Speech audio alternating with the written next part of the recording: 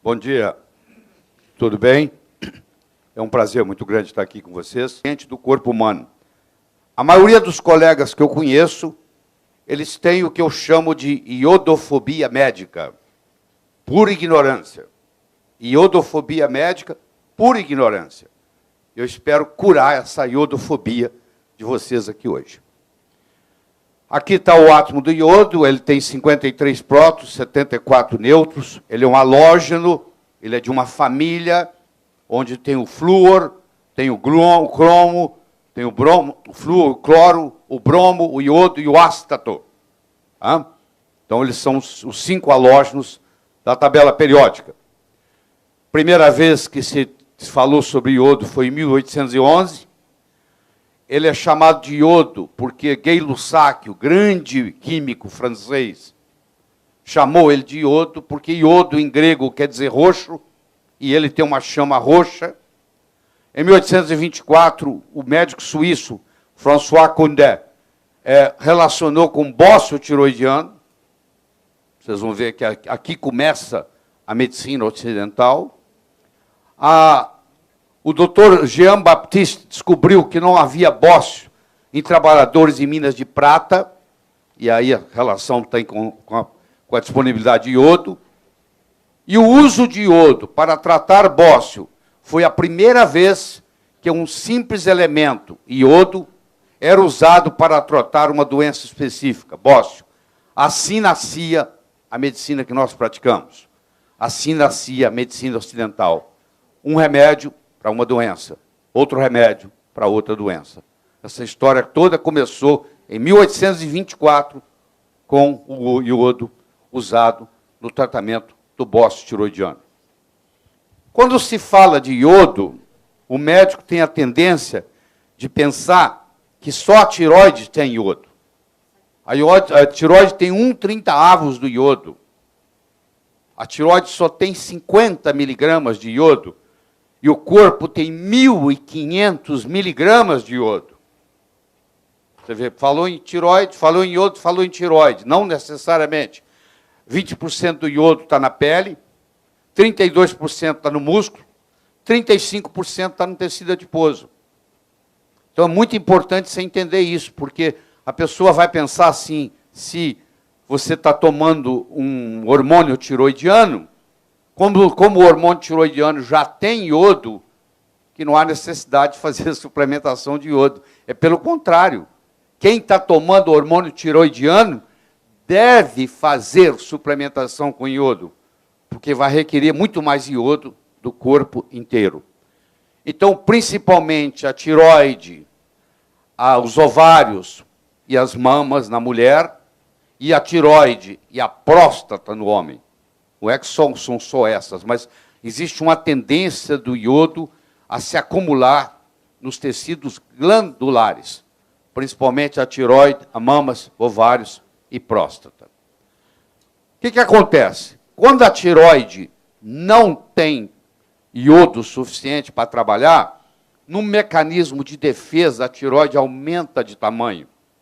Porque aumentando de tamanho, talvez possa segurar mais iodo.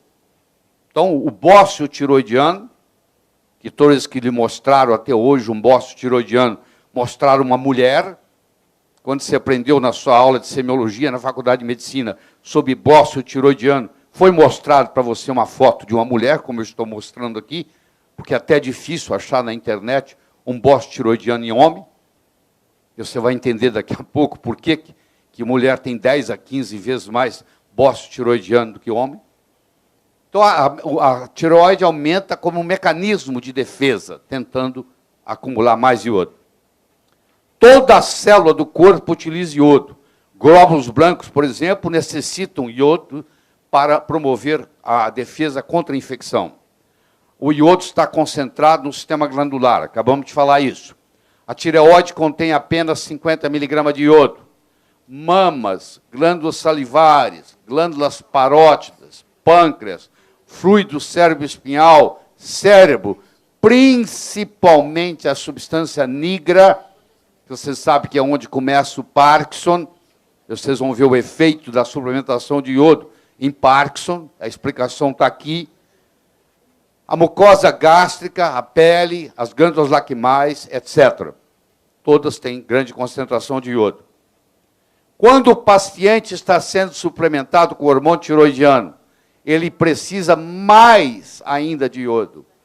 Eu não vejo um paciente na medicina comum que está recebendo hormônio tiroidiano sendo suplementado com iodo. E no frigir dos ovos, 50% dos pacientes com hipotiroidismo não estão sendo diagnosticados. 50% dos diagnosticados não estão sendo tratados. E 50% dos tratados não estão sendo bem tratados. Infelizmente, isso é um problema seríssimo na medicina. O paciente, no caso, a paciente, vai de médico para médico, para médico, para médico. Ninguém consegue resolver os problemas, porque eles se baseiam nos exames laboratoriais, no TSH, no T4, no T3, muitas vezes nem pede T3, no T3 reverso, que raramente é pedido. E eu vou enfatizar mais uma vez, você pode ter o TSH normal, o T4 normal, o T3 normal e ter hipotiroidismo. Chama-se hipotiroidismo tipo 2, que, aliás, é o mais comum. Tá? É o mais comum. Sempre que prescrever hormônio tiroidiano, prescreva também suplementação com solução de Lugol. Jean Lugol, o grande médico francês, em 1829, talvez por uma inspiração divina, misturou o iodo com o iodeto. E vocês vão ver as consequências terapêuticas disso aí. A habilidade de suar é controlada pelo iodo. O paciente, geralmente com câncer de pele, ele entra no seu consultório. O paciente com melanoma, por exemplo, ele entra no seu consultório e você pergunta para ele assim, quanto tempo tem que ser um SUA? Como é que o senhor sabe? Como é que a senhora sabe que eu não suo? Tem 4 anos que eu parei de suar. Pois é, para suar, precisa de iodo. O paciente com câncer, geralmente, ele não sua 3, 4, 5 anos. E isso predispõe ao câncer, principalmente o câncer de pele. Porque 20% do iodo está na pele. Quando você tem deficiência de iodo, você tem uma predisposição a câncer de pele, que é um dos cânceres. O câncer de pele e o câncer de tireoide são os cânceres que mais crescem no mundo, estatisticamente, hoje. O NHANES, para quem não está familiarizado com o NHANES, é o National Health and Nutrition Examination Survey. Não é feito pelo Departamento de Saúde, é feito pelo Departamento de Agricultura americano. Cada 4, 5 anos, eles fazem um levantamento total de que nutrientes os americanos estão ingerindo. E, nos últimos 30 anos, se você comparar o NHANES de 1971 com o NHANES de 2000, mostrou uma diminuição de 50% na ingestão de iodo nesses 30 anos. Quando a sua mãe tinha a sua idade, ela ingeria o dobro de iodo que você ingere hoje. Tá? Está aqui, ó, 1970, 2000. A ingestão de iodo caiu 50% nos Estados Unidos. E no mundo, o resto do mundo também não é diferente. Por que a explicação para isso? Porque o solo ficou pobre. Se você planta tomate no mesmo solo todo ano, 10 anos seguidos, aquele tomate não vai ter iodo nenhum, porque vai acabar o iodo do solo. E quando você, o plantador, lá, o agricultor repõe, ele põe fósforo, ele põe nitrogênio, ele põe potássio. Ele não põe iodo.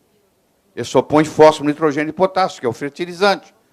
Então, depois de 10 anos, uma plantação que ocorre anualmente, 10 anos seguidos, aquele solo já não tem mais nada. Ele está pobre em selênio, ele está pobre em zinco, ele está pobre em iodo, ele está pobre em magnésio, e etc. Durante esses 30 anos de redução de 50% na ingestão de iodo, ocorrem os seguintes fatos. As doenças tiroidianas, hipotiroidismo, doença autoimune, hipotiroidismo de Hashimoto, tiroidite de Hashimoto e câncer. Aumentaram substancialmente. Aumentaram também os cânceres de mama, os cânceres de próstata, os cânceres de endométrio e os cânceres de ovário. Você vai ver que estão aumentando os cânceres porque a deficiência de iodo está ficando epidêmica. E isso predispõe a todos os cânceres glandulares. 1 em cada 7 mulheres que vive até os 80 anos, e 1 em cada 3 homens que vive até os 80 anos, 1 em cada 7 mulheres que vive até 80 anos vai desenvolver câncer de mama, 1 em cada 3 homens que vive até os 80 anos vai desenvolver câncer de próstata. Deficiência de iodo é um problema importante de saúde pública em 129 países. Em torno de 72% da população do mundo é afetada por deficiência de iodo. Isso é a declaração da Organização Mundial de Saúde, em novembro de 1998. E o Brasil faz parte dessa estatística. Nós temos também grande deficiência de iodo. Então, no momento que você tem deficiência de iodo, você começa a ter cistos tiroidianos, que evoluem para nódulos tiroidianos, que vai evoluir para câncer tiroidiano. O mecanismo é muito simples. Começa com cisto.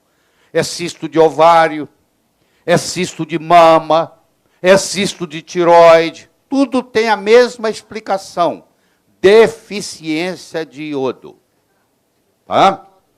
Eu vou mostrar para você por que muitas vezes o Bidort não detecta isso. Tem a minha teoria.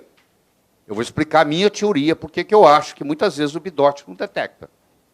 E à medida que você vai dando iodo, o Bidort começa a detectar que o paciente precisa mais de iodo. Eu tenho aqui, feito por David Marine. Em 1917, ele deu 100 vezes a dose recomendada, ele deu 9 miligramas por dia, ele pegou o grupo controle, onde a incidência de bócio tiroidiano era de 22%, 495 de 2.305 pacientes tinham bócio, e esses pacientes agora, tratado com 9 miligramas de iodo, nenhum passou a ter bócio. Então, eu quero que você entenda que as doses recomendadas de iodo na medicina são doses para prevenir e tratar bócio. As doses para prevenir e tratar câncer são coisas muito diferentes. Essa é a minha mensagem aqui hoje. Você vai ver que quando você dá uma dose maior de iodo, você produz no corpo, principalmente na tireoide, nas outras glândulas, uma substância chamada delta-iodolactona, que é um agente apoptótico. Poucos são os agentes apoptóticos que causam apoptose de célula cancerígena. O delta-iodolactona causa apoptose de célula cancerígena. Então, você teve um aumento de 100 vezes na dose recomendada e um aumento na incidência de 100 vezes, diminuição na incidência de 100 vezes do bócio. Essas doses recomendadas, na minha opinião, não significam absolutamente nada. Elas foram feitas em 1941, antes da Segunda Guerra Mundial, sem nenhuma detecção. Naquela época não se media nada disso no sangue. É um grupo de burocratas que sentaram em volta de uma mesa e decidiram para o mundo quais seriam as doses ideais. E pior que nós acreditamos nelas. Sem nenhuma confirmação científica de nada.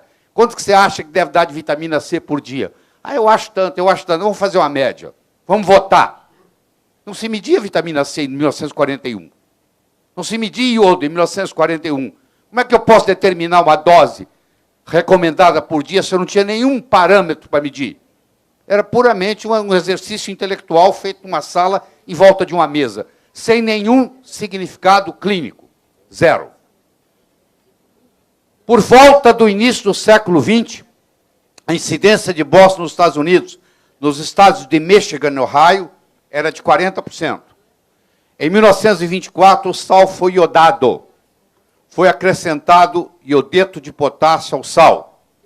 E em 1928 havia uma redução de 75%. Em 1951 não existia mais bócio, uma redução de 100% nos casos. Foi extinguido o bócio tiroidiano nos estados de Michigan e Ohio com o sal iodado. O sal iodado, ele cumpre essa finalidade. Só essa finalidade. Prevenção de bócio. Ele não cumpre as outras finalidades, que são muito mais importantes. Vou deixar bem claro isso. A biodisponibilidade do sal, do iodeto de potássio no sal iodado é de 10%. E a dose é mínima, é de 77 microgramas por grama de sal. Só isso. Tá? Muito pouco. Hoje, recomenda-se que o adulto ingira 150 microgramas por dia de iodo, que a grávida, qual a mulher grávida que você lembra que o ginecologista pediu para ela aumentar a ingestão de iodo? Isso não acontece. 220 microgramas por dia, a lactente 290. Qual a lactente que você, com exceção da minha filha, que quando está amamentando os netos, eu faço ela tomar iodo, eu não vejo nenhum médico recomendando que a lactante tem que aumentar a concentração de iodo. Foi estabelecida para prevenção de bócio. São doses muito pequenas. Isso que eu estou mostrando aí. Mas eu estou mostrando que há uma diferença entre o adulto, a grávida e a lactante. Tá? A mortalidade neonatal diminuiu 50% com o tratamento das mães com deficiência de iodo, publicado nos jornais de maior prestígio médico, que é o Lancet, em 1997. Mulheres japonesas são as que consomem a maior quantidade de iodo entre todas as mulheres do mundo. Uma mulher japonesa consome diariamente em torno de 13,8 miligramas de iodo por dia, porque elas ingerem o seaweed, a alga. E o Japão tem a mais baixa taxa mundial de mortalidade perinatal. E tem uma correlação muito grande com isso, porque existem estudos e mais estudos correlacionando a mortalidade perinatal com a deficiência de iodo. Tá? Olha que coisa fascinante. Eles pegaram mulheres grávidas que tinham um hipotiroidismo e dividiram em 3 grupos. O primeiro grupo, essas mulheres grávidas iam receber uma suplementação de iodo a partir da 4ª à 6ª semana de gravidez até o final. Começava entre a 4ª e a 6ª semana de gravidez até o final. O segundo grupo ia começar a suplementação de iodo entre a 12ª e a 14ª semana de gravidez até o final. E o terceiro grupo não receberia iodo durante a gestação, mas só no pós-parto. Com 18 meses, foi feita a avaliação do QI dessas crianças. Vocês estão vendo o verde, que tem um QI muito maior, receberam iodo, a mãe recebeu iodo 4 a 6 semanas, começou na 4ª a 6ª semana de gravidez. O laranja, que é o QI já menor, começou no 12 a 14 semanas. E o amarelo, que é o menor de todos, começou no pós-parto. Não é só isso. O grupo 1 não teve nenhum atraso neurocomportamental aos 18 meses. O QI era maior e não havia nenhum atraso neurocomportamental. O grupo 2, 25% das crianças no grupo 2, aqueles que as mães passaram a receber iodo, a partir da 12ª semana, tinham 25% tinha atraso neurocomportamental. E no grupo 3, que as mães receberam só após o parto, a criança só se beneficiou com a amamentação, 36% tinha um atraso neurocomportamental. A suplementação com iodo durante a gestação aumenta o QI da criança quando avaliado já aos 18 meses de vida. Quando tem uma deficiência total de iodo, cria-se um problema chamado cretinismo. Você sabe muito bem que o QI é baixíssimo. Então está aqui, ó. Os Estados Unidos recomenda 150 microgramas. O Japão ingere 13,8 miligramas de iodo por dia. Isso representa, comparado com os Estados Unidos, o japonês ingere, em média, 92 vezes o que o americano ingere. E você sabe que os japoneses são os campeões das Olimpíadas de Matemática. Geralmente é um japonês que ganha. Tá? As algas marinhas, muito difundidas no Japão, o seaweed, tem a capacidade de acumular iodo em uma concentração 20 mil vezes maior que a existente na água do mar. O iodo na água do mar não é muito concentrado. Se você pensa que a água do mar é muito rica em iodo, não é verdade. Agora, essas algas têm a capacidade de concentrar até 20 mil vezes o que está na água. E como os japoneses ingerem as algas, os seaweeds, eles ingerem grande quantidade de iodo. Então, a deficiência de iodo causa cistos, cisto no ovário, cisto no pâncreas, cisto na mama, cisto na tireoide, cisto na próstata. Esses cistos levam a nódulos. Esses nódulos levam a fibrose. Essa fibrose leva a câncer.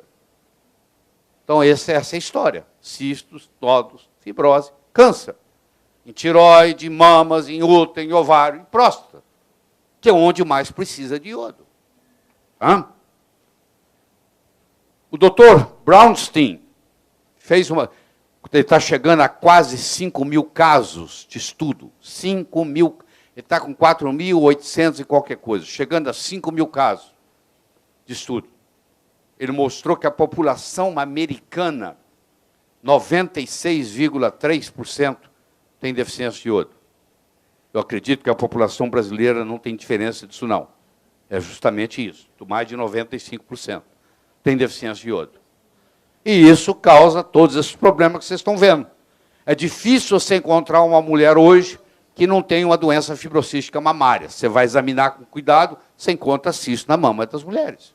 Grande maioria. E aí, olha o problema que dá. Aí ela vai para a biópsia, ela acha que tem câncer. É toda uma problemática desnecessária. Isso podia ser prevenido ou tratado simplesmente com iodo. Nódulos tiroidianos benignos e malignos têm uma concentração diminuída de iodo quando comparado com o tecido normal.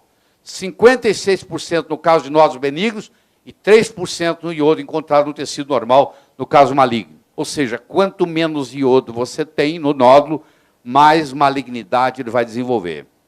Nos nódulos tiroidianos benignos, há uma diminuição de 50% com relação ao tecido normal, e no nódulo maligno tiroidiano, só 3% do nódulo, só 3% do iodo comparado com o tecido tiroidiano normal. Tratamento e cura de doença fibrocística da mama, John Myers, 1976. Passar na vagina e no colo do útero um cotonete embebido em solução de iodo a 2% ou Lugol a 5%. Em seguida, injetar endovenosamente magnésio sulfato 2 gramas com 200 mg de vitamina B6. Repetir o procedimento semanalmente até desaparecimento total do cisto. Mais de 50% dos casos some na primeira aplicação. Em 40 minutos, a mulher não tem mais cisto de mama. A mulher vai dizendo para o doutor, doutor, os meus cistos estão desaparecendo. Isso na mesa obstétrica. 40 minutos, a maioria some, não tem nada. Isso foi publicado pelo John Myers, está aqui a publicação original dele, em 1976. E aqui está, ó, funciona todas as vezes. Olha que coisa simples, ao invés de ficar fazendo biópsia e não sei o quê, simplesmente você aplica iodo no colo do útero, ou você aplica iodo oral. Espera, aqui no Brasil, eu ensino os meus alunos, eles fazem iodo oral e vão acabando com as doenças fibrocísticas da mama dos pacientes. A contratura de Dupuytren. Você deve conhecer brasileiros que têm isso, inclusive pessoas famosas, aí, pianistas e etc. Será que lembraram de dar para ele iodo? Pois é, essa contratura aí, que eles operam, não sei o quê, isso é deficiência de iodo. É só dar iodo que isso aí acaba. E a doença de Peyronie? Quantos casos você já viu de doença de Peyronie? Que hoje está mais frequente ainda.